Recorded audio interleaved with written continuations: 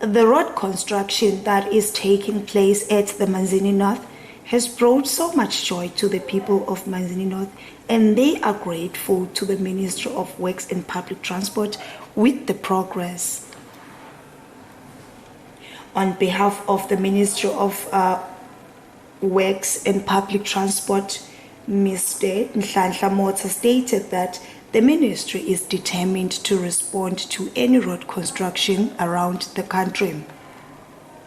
Litiko litimisele kubambisana naso sonke isive seMaswati.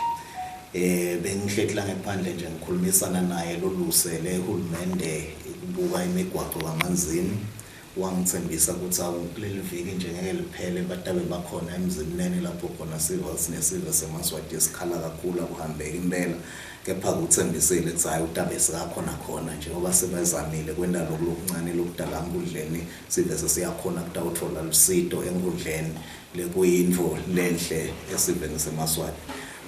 Kucela nje eMaswatini onke ukuthi nalapho uhulumende sengafiki khona akusho ukuthi mhlawumbe angeke azefike, ngilokuba kufisha mhlawumbe kwaleto tindvo tekusita timali kanye naleyo machine, kepha ke akusiyo ukuthi mhlawumbe ukhohle kuleli viki lesilicalako lesikulo ngalesine sikathakalile kokuthi besingaya emzimnene lapha ngasesiyeni nje kubhlungu kakhulu kuleyo ndzawo leyo, akuhambeki usuke lapha endase Stex Room yoshona ledulu.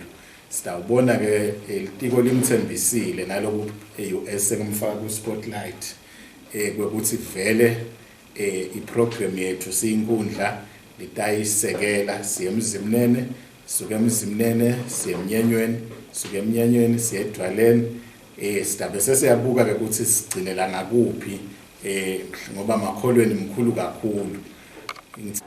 Speaking on behalf of the people of Manzini North, the Member of Parliament, Mr. Markford Sibanze, has stated that they are grateful for such a rapid response from the Ministry of Works and Public Transport, and they are hoping that they will reach out to the communities around Manzini North. Reporting for Channel Yemaswati, I am Nondobeko Tsabetse with Nhlanhla Twala at Manzini.